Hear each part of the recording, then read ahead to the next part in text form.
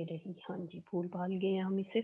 अच्छा जी, तो जब तक ये प्रॉब्लम चल रहा है तब तक हम फिर ज़ूम पे ही रखेंगे सेशन। अब ज़ूम पे होता क्या है कि 40 मिनट का सेशन होता है, दैट्स व्हाई एमएस टीम को प्रेफर किया जाता है ना, लाइक आफ्टर 40 क्योंकि लेक्चर हमारा 50 मिनट्स का होता है, तो ये जो सेशन ज़ूम का होगा ये आपके पास जाएगा 40 मिनट के बाद ये ऑटोमैटिकली डिस्कनेक्ट हो जाता है। तो फिर दोबारा से जो लिंक आपके पास शेयर होगा जो ग्रुप में मैंने आपको शेयर किया हुआ है, आप दोबारा उसी को क्लिक करके दोबारा से ये नहीं जॉइन कर सकते हैं। तो बस इसका ये मैम ड्रॉबैक आपके पास है कि आप 40 मिनट के बाद ऑटोमैटिकली लीव कर जाते हैं। जी बच्चे।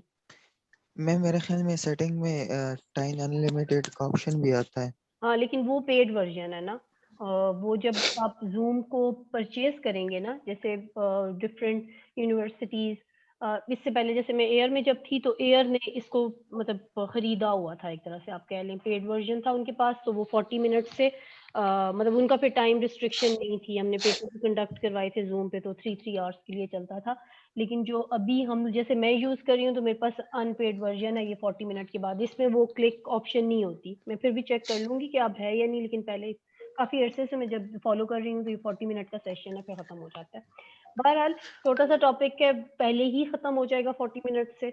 आज मेरा नहीं ख़्याल ज़रूरत पड़ेगी, लेकिन इन फ्यूचर अगर आप हम ज़ूम ही यूज़ कर रहे हैं नेक्स्ट वीक में, तो फिर आप इसको ज़हन में रखिएगा कि आपने दोबारा से इसको जॉइन इन करना है। टॉपिक हमारे पास है Beresford method to solve root for the polynomial। अभी तक हम न्यूमेरिकल मेथड्स कर रहे हैं to solve different type of non linear equations, और इसमें जैसे जैसे अब हम क्लोज होते जा रहे हैं, यानी एंड ऑफ चैप्टर की तरफ जा रहे हैं, 7 चैप्टर एंड करेंगे, फिर उसके बाद जो 8 चैप्टर है उसमें से सिर्फ हमने 2 टॉपिक करने हैं।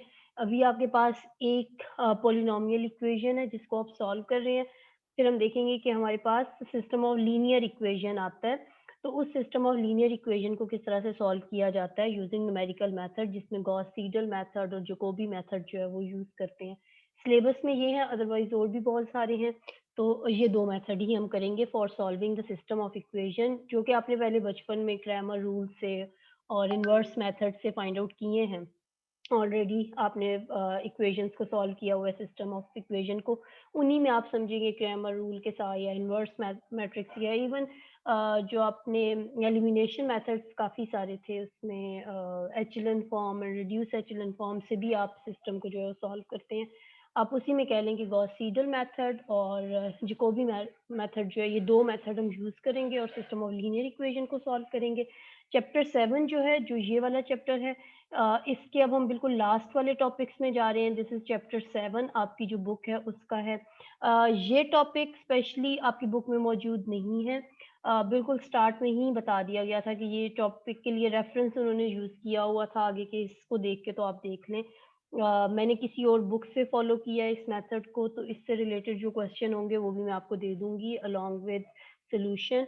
आप उसको देख लीजिएगा, क्योंकि ये टॉपिक आपकी बुक के अंदर से नहीं है, ये बुक में मौजूद नहीं है, ये वाला टॉपिक। इसके अलावा हम करेंगे इसके बाद order of convergence. Order of convergence हमने जो न्यूमेरिकल मेथड्स किए हुए हैं उनसे रिलेटेड एक टॉपिक वो हमारा रहता है, एंड देन हम सिस्टम ऑफ लीनियर इक्वेशन को सॉल्व करेंगे। तो यूँ ये चैप्टर 7 एंड चैप्टर 8 जो है ये आपका कंप्लीट हो जाएगा। तो अभी हम चैप्टर 7 खत्म कर ऑर्डर ऑफ कन्वर्जेंस वाला टॉपिक रहता है, अदरवाइज ये चैप्टर 7 हमारी तरफ से कंप्लीट है। ये लास्ट टॉपिक है, Bairstow method to solve root for the equation या पोलिनोमियल इक्वेशन के लिए यूजुअली से रखते हैं जिनका रूट जो है वो 3 या 3 से ज़्यादा हो। कल भी हमने एक पोलिनोमियल इक्वेशन के लिए रूट्स फाइंड आउट किए थे। आज हम फैक्टर्स एक्चुअली फाइंड आउट कर रहे हैं कि एक हमारे पास एक जब इक्वेशन होती है, जैसे ये हमारे पास 4 डिग्री एक इक्वेशन है, तो इसके 2 क्वाड्रेटिक फैक्टर्स बनते हैं अगर आप इसको सॉल्व करें, ठीक है ना? एक स्टेप इसको रिड्यूस करते हैं, तो हमारे पास इसके 2 क्वाड्रेटिक फैक्टर्स बनती हैं। एक फैक्टर आपको बताया गया है कि ये क्लोज़ नॉट एग्ज़ैक्टली ये आपके पास इक्वल नहीं है, बट क्लोज़ फैक्टर है इस इक्वेशन के, जो कि 4 डिग्री पॉलिनॉमियल इक्वेशन है। इसका एक फैक्टर है x square plus 2x plus 2। This is not the exact one, ठीक है? हमने exact one using this method find out करना है कि वो क्या होगा। दिस इज अप्रॉक्सीमेट फैक्टर है इस इक्वेशन का, और initial point a is equal to 2 and b is equal to 2 आपको दिए हुए हैं, यानी आपसे एक पोलिनोमियल इक्वेशन आपके पास गिवन होगी for degree greater than equal to 3 के लिए यूजुअली हमारे पास ये मेथड अप्लाई होता है। और सिर्फ पॉलिनोमियल्स को ही सॉल्व करता है, मतलब इसकी लिमिटेशन आप यूँ कह सकते हैं कि सिर्फ ये पॉलिनोमियल इक्वेशंस को ही सॉल्व करता है। और आपके पास क्या होगा, हायर डिग्री जितनी हो उसको ये उसके लिए एप्लीकेबल है। हम स्टार्ट किस तरह से करेंगे, मैंने इसको डायरेक्टली एग्जांपल के साथ ही किया, क्योंकि अगर आप इसके थ्योरी से रिलेटेड चीज़ें देखेंगे तो वो कोफिशिएंट्स को समझना और इक्वेशंस को समझना इतना मतलब थोड़ा मुश्किल है। तो उससे बेहतर है कि हम डायरेक्टली, मैं वो भी डाल दूँगी जो आपके नोट्स हैं उनके अंदर अलग से कि मेथड इस तरह से डिराइव हो रहा है या ये है। लेकिन आपने जस्ट इसके क्वेश्चन को देखना है कि क्वेश्चन हम सॉल्व किस तरह से करते हैं बाय यूजिंग दिस मेथड। अच्छा जनाब, सबसे पहले आपने क्या करना है, आपने कोफिशिएंट्स जो हैं वो फाइंड आउट करने हैं फॉर योर इक्वेशन जो कि है x4 minus 3x³ plus 20x² plus 44x plus 54 is equal to 0। अब इसके अगर हम कोफिशिएंट देखें तो x4 का कोफिशिएंट हमारे पास है 1, x3 का कोफिशिएंट है -3, x² का कोफिशिएंट 20 है, x का 44 एंड 54। तो ये जैसे हम सिंथेटिक डिवीजन के अंदर लिख लेते हैं ना कोफिशिएंट, या जैसे कल के मेथड में भी हमने कोफिशिएंट्स लिख लिए थे, बिल्कुल ऐसे ही आपने यहाँ पे ये कोफिशिएंट सारे लिख लेने हैं और इनको हम नाम दे देते हैं। लेट्स से कि ये हमारे पास ए आर कोफिशिएंट्स हैं। ए आर का मतलब क्या है, आर वेरी कर रहा है, this is your first coefficient, for example A not, this is A1, A2, A3 and A4। अगर इससे ज़्यादा होते तो A5 भी हो जाते। लाइक हम ये कह रहे हैं कि जस्ट नंबरिंग दे रहे हैं, ये हमारे पास कोफिशिएंट्स है। फिर उसके बाद क्या हुआ हमारे पास, नेक्स्ट में क्या होगा, नेक्स्ट में हम लोगों के पास वैल्यूज आ जाएंगी फॉर जो हमारे पास पॉइंट्स हैं। फॉर एग्जांपल जो अपने रूट आप कह रहे हैं कि स्टार्टिंग पॉइंट्स हैं, जो कि मेरे पास थे 2 और ए भी 2 था और बी भी 2 था, वो वेरी कर सकते हैं, ज़रूरी नहीं है हर दफ़ा ए और बी सेम वैल्यूज हों। इनिशियल पॉइंट्स डिफर भी कर सकते हैं, आपने उन्हीं के अकॉर्डिंगली चलना है। सो यहाँ पे हमने क्या किया, ए आर लिखेंगे, कोफिशिएंट्स ये रो वाइज जा रहे हैं, दीज ये जो 1, -3, 20, 44, 54 ये ए आर है, कोफिशिएंट्स ऑफ गिवन पॉलिनोमियल्स हैं जिनको हमने ए आर कह दिया। उसके बाद हमने क्या किया, वही सिंथेटिक डिवीजन हम जैसे हम करते होते हैं, पहले हमारे पास आ जाएगा 1, ये वाला जो पॉइंट है फर्स्ट एज इट इज। अच्छा ये मैंने यहाँ पे इनिशियल पॉइंट लिख लिया है, my initial point is a is equal to 2। आपके पास था a is equal to 2। Method में लिखने के लिए हम क्या करते हैं, मतलब फर्क नहीं पड़ता, minus a is equal to -2 आप इस तरह से लेंगे। अगर आपके पास होता A is equal to for example -2, ठीक है, तो हम क्या लिखते हैं, -2 इज इक्वल टू +8। ये मेथड, ये जो बेरेस्ट्रो मेथड है, इसको लिखने का तरीका ये है कि आपके पास जो भी कोफिशिएंट है आपने उसको इस तरह से रिप्रेजेंट करना है। मतलब a इज इक्वल टू -2 तो -a इज इक्वल टू -2। अगर ये -2 ऑलरेडी दिया हुआ होता तो फिर हम लिखते -a इज इक्वल टू +2, यानी बस जस्ट साइन चेंज करना है इसका और लिखने का एक तरीका है। और बी को भी हमने फिर इसी तरह से लिख लिया। फर्स्ट स्टेप में आपने क्या करना है, 1 को एज इट इज लिख लिया, यहाँ पे ये थोड़ा सा चेंज आपके पास आएगा बी के लिए, अदरवाइज ऐसे ही है, 1 एज इट इज आ गया। नेक्स्ट स्टेप में जाने के लिए हम क्या करेंगे, 1 को मल्टीप्लाई करेंगे -2 से, तो 1 2 से जब मल्टीप्लाई होगा तो यहाँ पे ये -2 आपके पास आ गया। यहाँ फर्स्ट 2 एंट्रीज में 0 रखना है, उसकी एक वजह है, वो मैं आपको भी बताती हूँ कि बी आर कोफिशिएंट को किस तरह से फाइंड आउट किया जाता है। असल में तो हम मल्टीप्लाई करते हैं इन नंबर्स को दोबारा से, ये जो इनिशियल पॉइंट है इसके साथ, बट फर्स्ट 2 एंट्रीज को 0 रखने की वजह ये होती है कि फॉर एग्जांपल मैंने 1 लिया, मुझे 1 से प्रीवियस कोई एंट्री चाहिए जिसको मैं मल्टीप्लाई करूं -2 के साथ, तो 1 से प्रीवियस मेरे पास कोई एंट्री मौजूद नहीं है, ठीक है, दिस इज स्टार्टिंग पॉइंट, तो इसलिए यहाँ पे एक 0 आया है। सिमिलरली जब आप 5 के केस में जाते हैं तो 5 से पिछला, यानी मेथड जो है वो अप्लाई इस तरह से होता है कि 5 से पीछे 1 है तो 1 से पिछली एंट्री को आपने मल्टीप्लाई करना था। दैट्स व्हाई शुरू में ये 2 0, अभी तीसरे में मैं आपको बताती हूँ, शुरू में ये 2 0 आपके पास बी आर्स के लिए आएंगे। लाइक बी के जो कोफिशिएंट आप कैलकुलेट कर रहे होंगे उसकी मल्टीप्लिकेशन के लिए इनिशियली आपके पास फर्स्ट 2 स्टेप पे 0 है। नेक्स्ट स्टेप में अगर आप देखें तो यहाँ में हमारे पास है -5, यानी ये -3 -2 इन दोनों को जब आप ऐड करेंगे तो -5 आ जाएगा, वो यहाँ पे लिखा, इसको भी जहन में रखेंगे, 0 फर्स्ट 2 एंट्रीज में किया है, मैं रीजन बताती हूँ अगली में जाके। अब हमारे पास आ गया -5, -5 को अगेन मल्टीप्लाई करेंगे आप -2 से, तो ये आ जाएगा 10 प्लस 10, ये प्लस 10 मेरे पास यहाँ पे आ गया। अब देखिए -5 से पिछला, ठीक है ना, ये आपके पास है -5, -5 से एक पीछे ये वाली टर्म जो होगी आपके पास, इसको आपने मल्टीप्लाई करना है और यहाँ पे फर्स्ट टर्म के तौर पे लिखना है। यानी यहाँ पे जो टर्म थी -5 मल्टीप्लाई बाय -2 इज -10। अब इसको इससे नहीं मल्टीप्लाई करना -5 से, इससे बी के लिए बी आर जो एवेल्युएट करने हैं उससे एक पिछली टर्म को। तो जब मैं इस स्टेप पे थी, इससे एक पिछली टर्म मेरे पास थी नहीं, दैट्स व्हाई वो 0 यहाँ पे अपीयर हो रहा था। ठीक है ना? यानी ये मेरे पास इस स्टेप के ऊपर मेरे पास इस टर्म से पिछली टर्म मौजूद ही नहीं थी, दैट्स व्हाई 2 0 आपके पास इनिशियली आए हैं। अब इस स्टेप पे जब मैं आई हूँ यहाँ पे, तो ये पिछली टर्म मेरे पास -1 जो है वो मौजूद है। 1 को मैंने मल्टीप्लाई किससे किया? -2 से। ठीक है? तो -2 मेरे पास यहाँ पे फर्स्ट एंट्री बी आर के लिए आएगी। फिर सुन लो, आप दोबारा से देखें इसे। ये आपके पास सिंपल मल्टीप्लिकेशन है, लाइक आपने 1 को एज इट इज यहाँ पे लिखा, 1 को मल्टीप्लाई किया -2 से तो -2 आ गया, और फिर इनको एड अप किया तो -5। ये 0 इसलिए आपके पास मौजूद है कि जब आप मसलन 1 को आप मल्टीप्लाई कर रहे हैं -2 से, तो 1 से पिछली टर्म को मल्टीप्लाई करके यहाँ नीचे एंट्रीज फिल हो रही हैं। 1 से पीछे कुछ था नहीं। जब आप -5 पे गए तो सेम आपके पास यही कंडीशन बनी कि -5 को आपने मल्टीप्लाई किया जब 2 से, ठीक है, तो आपके पास आ गया -10, +10 सॉरी, तो 10 आ गया। यहाँ नीचे वाली एंट्री के लिए आपने क्या करना है? -5 से एक पीछे वाली एंट्री लेनी है। तो this is your first entry, यहाँ थर्ड स्टेप पे जाके बनती है। ठीक है ना? तो 1 को मल्टीप्लाई करेंगे -2 से, तो यहाँ पे आ जाएगा -2। अब आप क्या करेंगे? 20 + 10 30, 30 - 2 आपके पास आ जाएगा 28। सो दिस इज 28 आपके पास आ गया। नेक्स्ट स्टेप में अगेन 28 को मल्टीप्लाई करेंगे -2 से, तो -56 आ गया। इससे एक पीछे स्टेप पे -5 को मल्टीप्लाई करेंगे -2 से बी आर से, ठीक है, -2 से, तो ये आ जाएगा 10। अब इनको ऐड कर लें, 44 -56 + 10 इज इक्वल टू -2।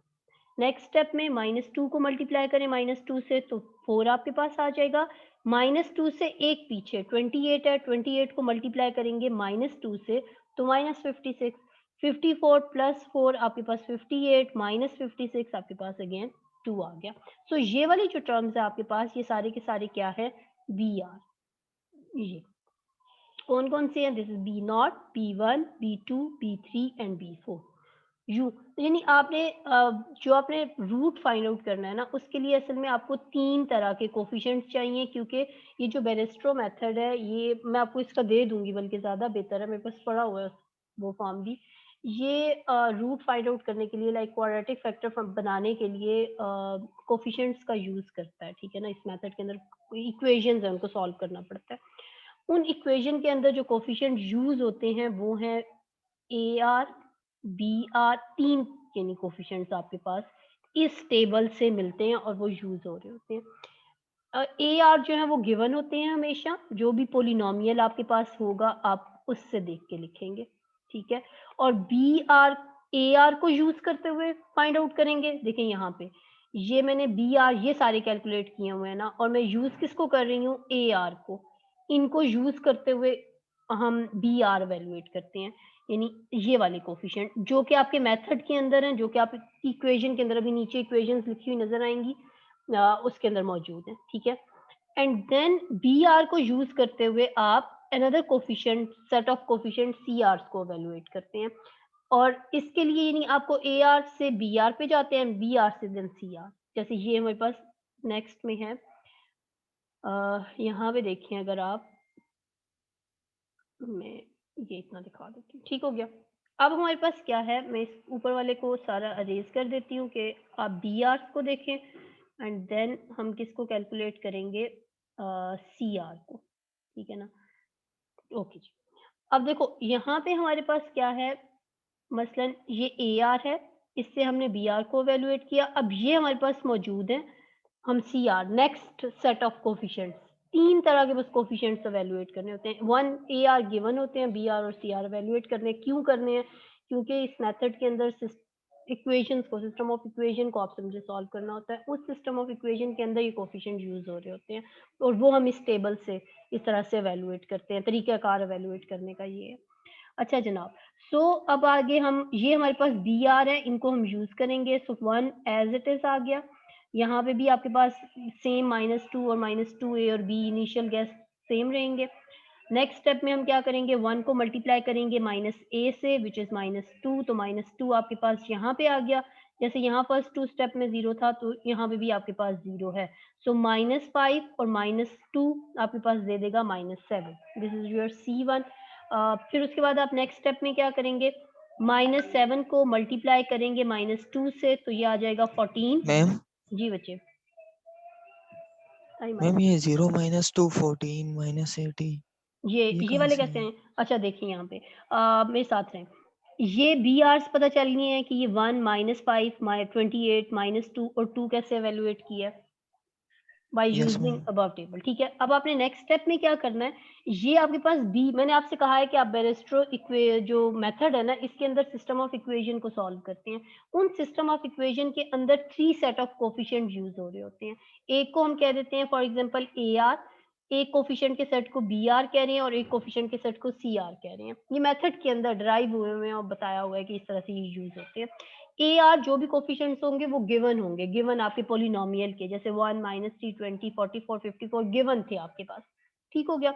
इनको यूज करते हुए आपने ये बी आर वैल्यूएट अभी किए, जो कि अभी आपने बताया कि जी इस तरह से ये अभी हमने किया कि हमारे पास सिंथेटिक डिवीजन को जिस तरह से हम करते हैं, मल्टीप्लाई करते हैं, इनिशियल गैस के साथ ऐड अप कर लेते हैं, तो हमारे पास क्या है, कोफिशिएंट्स जो है वो बी आर वैल्यूएट होके आगे। अब हम क्या कर रहे हैं, बी आर को यूज करते हुए अब हमने सी आर को वैल्यूएट करना है, यानी नेक्स्ट सेट ऑफ कोफिशिएंट्स को वैल्यूएट करना है। और ये कर क्यों रहे हैं, क्योंकि नीचे हमने इक्वेशन क्वाड्रेटिक फैक्टर बनाना है एक्चुअली गिवन रूट के लिए, और उस क्वाड्रेटिक फैक्टर के लिए हमें पॉइंट्स चाहिए, लाइक ए और बी की एग्जैक्ट वैल्यू चाहिए। ये तो इनिशियल गैस था, तो हम उसको फाइंड आउट करने के लिए, यानी दैट रूट जो हमें चाहिए वो फाइंड आउट करने के लिए ये पूरा मेथड इस तरह से ड्राइव होता है और इस तरह से यूज हो रहा होता है, हम वो यूज कर रहे हैं। अब जब हम नेक्स्ट स्टेप पे गए तो यहाँ पे देखिए मेरे पास क्या होगा, दिस इज माय माइनस, यहाँ पे भी यानी ये हमारे पास -a इज इक्वल टू -2 इसके लिए भी रहेगा, and -b is equal to, ये इनिशियल गैस जो भी आपके पास है वो आपने एज इट इज इनको लिख लेना है। नेक्स्ट स्टेप में आप क्या करेंगे, सबसे पहले ये 1 है, ठीक है, इस 1 को एज इट इज हमने नीचे लिख लिया, यानी जैसे सिंथेटिक डिवीजन में भी फर्स्ट कोफिशिएंट को आप एज इट इज नीचे लिख लेते हैं, तो बिल्कुल वैसे ही इसको लिख लेना है। नेक्स्ट स्टेप में आप क्या करेंगे, b1 को मल्टीप्लाई करेंगे -2 से, तो आपके पास यहाँ पे आ गया -2। फर्स्ट 2 एंट्री 0 रखने का रीजन मैंने अभी आपको बताया, नेक्स्ट में फिर बता देती हूँ।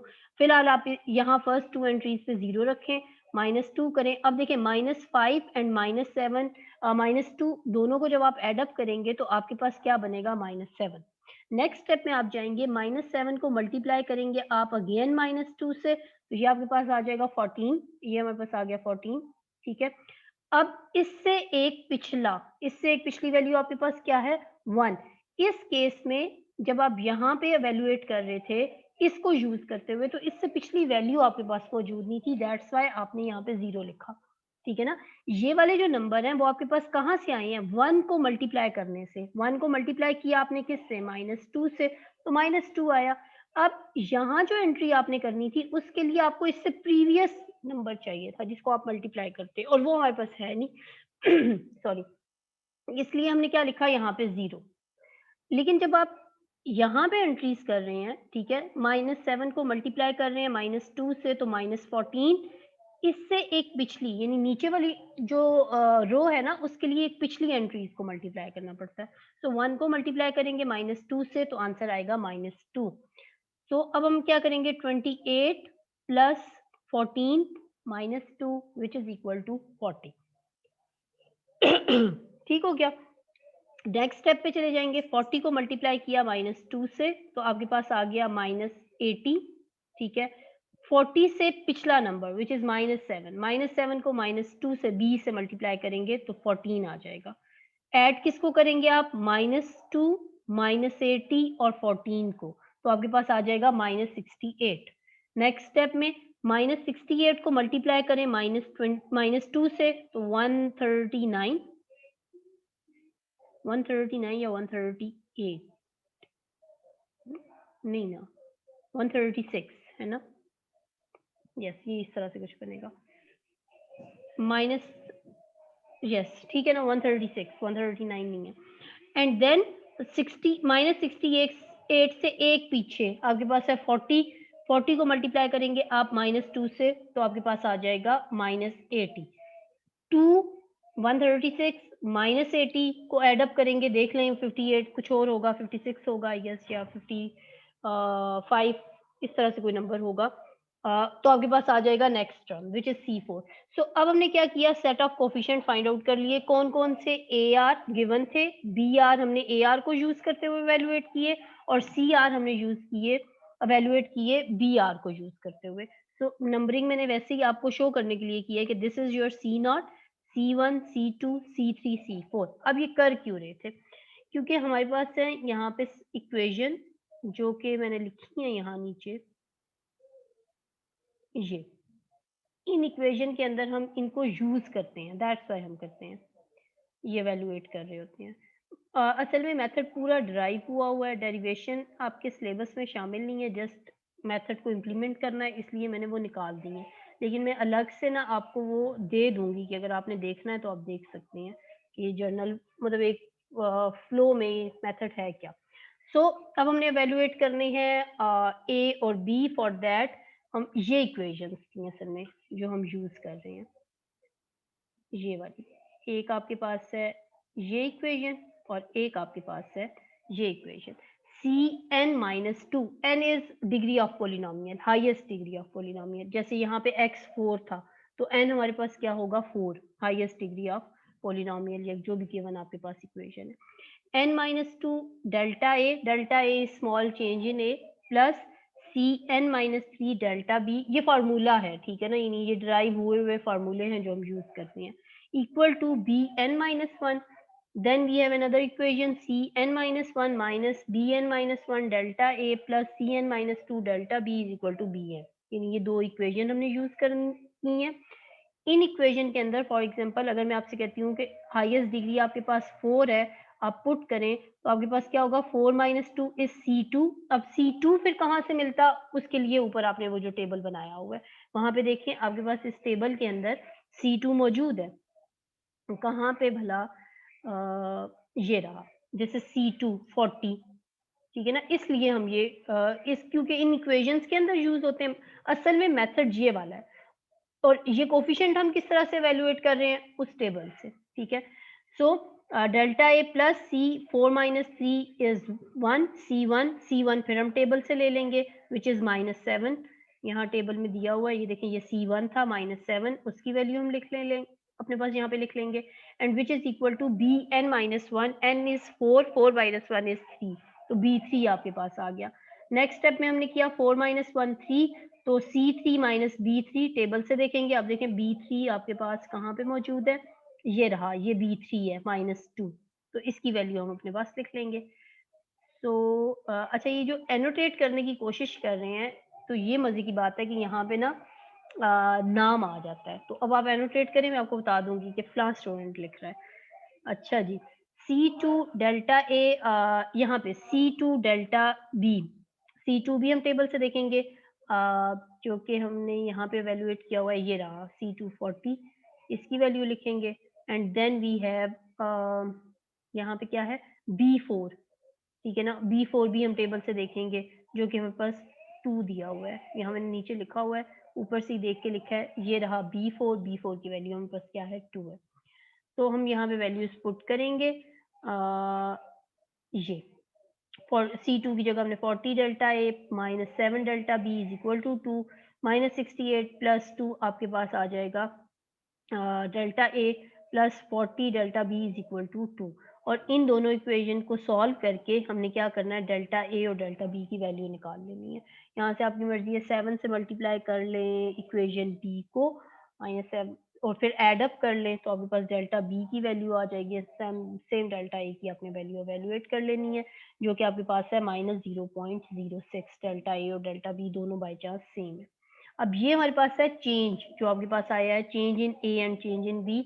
सो नेक्स्ट आइट्रेशन A1 आपको कैसे मिलेगी, a प्लस डेल्टा ए से, यानी a गिवन जो 2 था plus delta A which is -0.6, तो 1.94 आपका रूट था, ठीक है ना, 1.94, एंड B1 आपके पास क्या है 1.94, अगेन आपके पास अनदर रूट आएगा 2 माइनस डेल्टा बी से, या b प्लस डेल्टा बी से।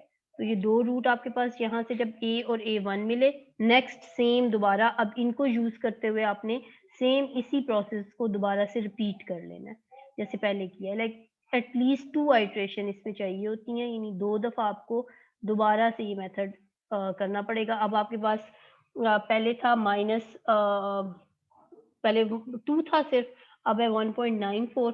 तो a1 b1 मैंने यानी चेंज कर लिया, अब उनको a1 b1 आप बेशक कह लें, 1.94 ले लें, -1.94। और सेम कोफिशिएंट a r के गिवन है 1 -3 20 44 54। और दोबारा से ये प्रोसेस फिर से कर लें। फिर से दोबारा किया हमने तो हमारे पास अब बी आर ये हैं और सी आर आपके पास ये आ गए हैं। अगेन इनको इसी तरह से दोबारा यूज करेंगे इन इक्वेशंस के अंदर, ठीक है। तो इन इक्वेशन के अंदर दोबारा यूज करने से जो आपके पास न्यू वैल्यूज बनेंगी a2 और b2 की, वो ये बनी है 1.9412 एंड 1.9534। यानी पहले आपने वो जो इक्वेशन ऊपर है ना करेक्टेड इक्वेशन, इनमें वैल्यू सब्स्टिट्यूट की, टेबल से देख के ये वैल्यू पुट की, और ये वैल्यू पुट करने के बाद आपके पास डेल्टा ए और डेल्टा बी की वैल्यू आई, उनको a1 विच इज 1.94 में ऐड किया, तो आपके पास न्यू वैल्यूज a2 और b2 की आपके पास आई 1.9412 एंड b2 हमारे पास है 1.9534। PAKHER। अच्छा ये बदतमीजी है, मत करो, ठीक है। अच्छा जनाब, तो इसके बाद b2 और a2 को एवेलुएट करने के बाद क्वाड्रेटिक फैक्टर हमारे पास क्या बनेगा, x square, this is my a ma'am 1.94 जी 12x। मेरा मैम हमें कैसे पता चलेगा कि ये हम लोगों ने एक दफा रिपीट करना है या 2 दफा नहीं रिपीट करना है? इस अच्छा गुड क्वेश्चन। जो हमारे पास बेरेस्ट्रो मेथड है ना, इसके अंदर 2 टाइम्स आइट्रेशन, लाइक अगर आप 3 टाइम भी करते हैं तो और क्लोज टू रूट चले जाएंगे, ठीक है ना। तो एटलीस्ट 2 टाइम लाजमी आपने ये प्रोसेस रिपीट करना होता है, ठीक है ना। कंडीशन ऑलरेडी होती है, लाइक आप अगर 3 टाइम नेक्स्ट में कर रहे हो ना, तो जितना आप इसमें ये जो नंबर ऑफ आइट्रेशन है ये इंक्रीज करेंगे, उतना आप क्लोज टू रूट जाएंगे। कम से कम 2 दफा, ज्यादा से ज्यादा आप 3 दफा 4 दफा भी कर सकते हैं, डिपेंडिंग कि आप कितना क्लोज जाना चाहते हैं अपने सोल्यूशन के, ठीक है ना। तो हमने क्या किया, मैंने तो यहाँ इस क्वेश्चन में रखने के लिए क्लास के टाइम को भी देखते हुए 2 दफा किया।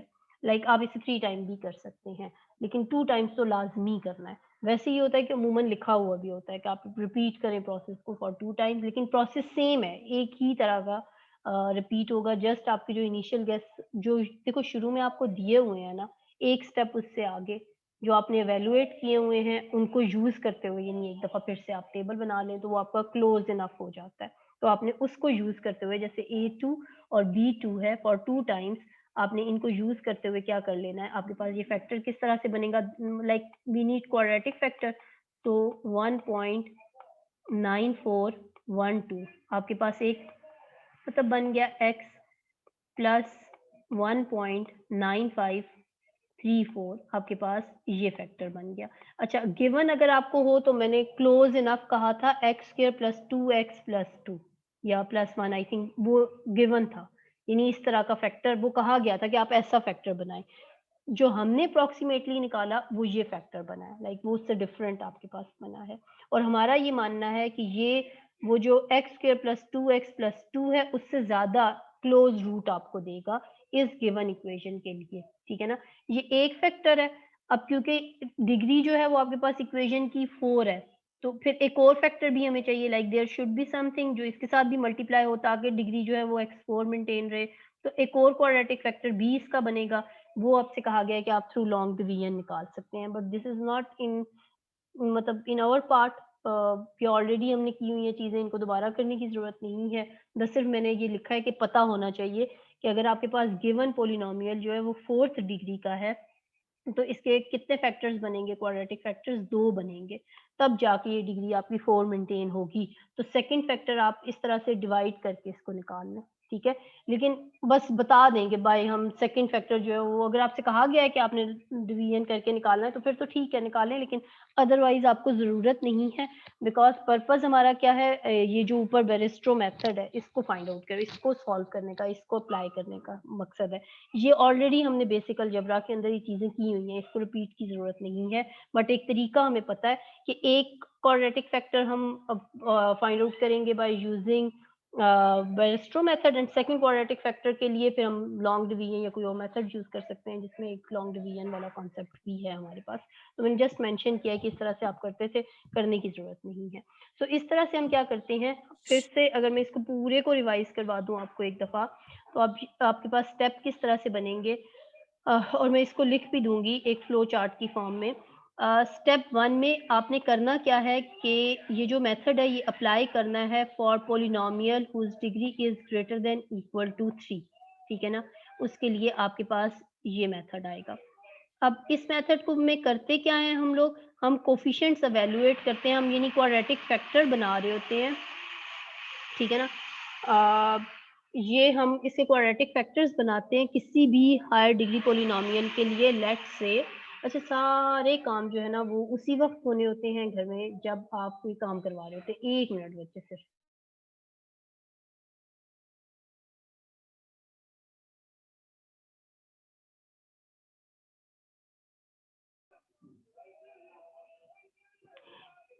अच्छा, ये जीरो काटा खेलना है, क्या हो रहा है?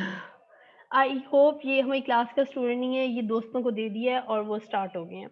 अच्छा जी, मत करो प्लीज, बड़े बच्चे हो ना, बड़े बच्चों की तरह बिहेव करो।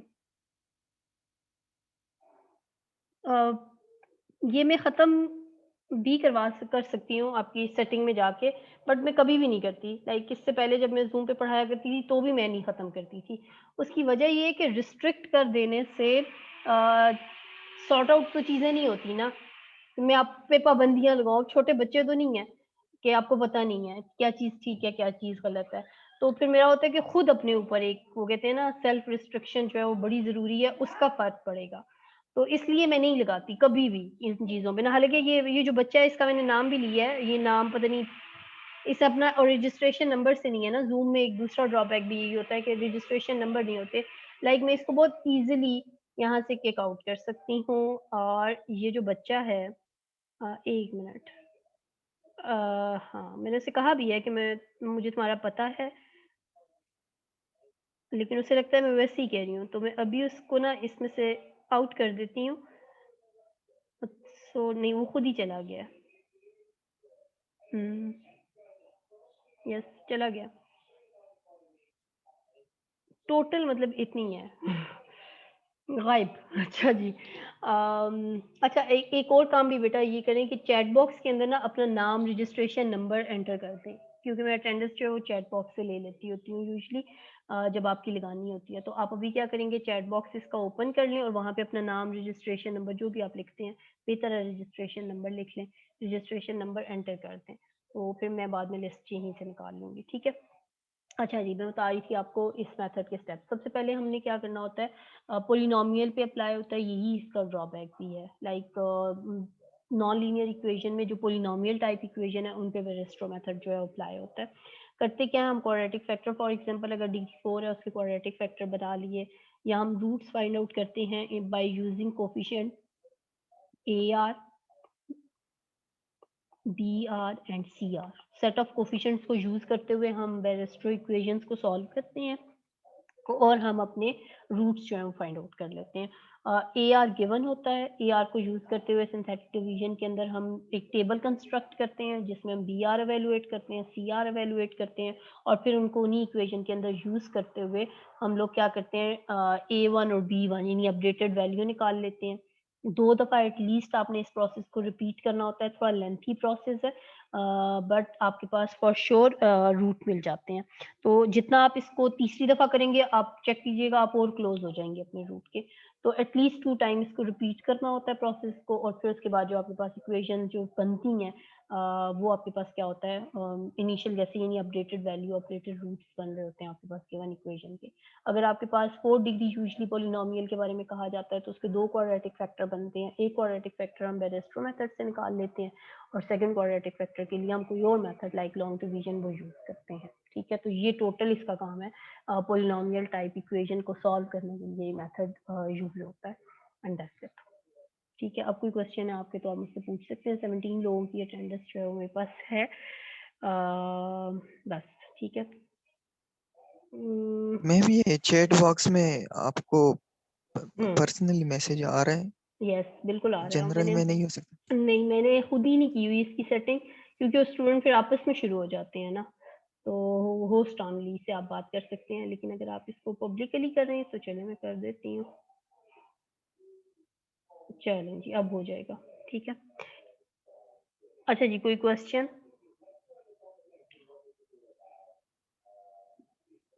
क्वेश्चन है तो प्लीज बताएं। नो, अच्छा ये नो यहाँ पे लिखा है, ओके। चलें जी, thank you so very much. Attendance I think हो गई है आप लोगों की।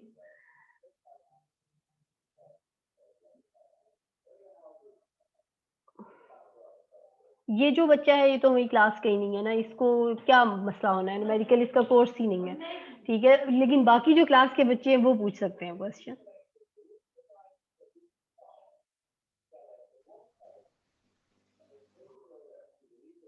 आई होप नहीं है इसका मैम ये मतलब। जो एंड में हम लोगों हाँ ने बोले। डिवीजन की है, ये क्यों की थी?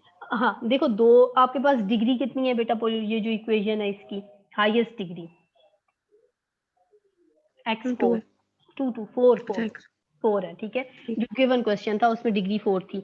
एक आपने एक्स स्क्वायर का फैक्टर बना लिया, ये फैक्टर बनाने के लिए आपको एक और फैक्टर भी चाहिए, मतलब लाइक एक्स स्क्वायर है ना, तो एक्स स्क्वायर एक और फैक्टर क्वाड्रेटिक फैक्टर मिलेगा, तो x square into x square आपके पास एक्स 4 डिग्री का एक फैक्टर कंप्लीट फॉर्म बनेगी।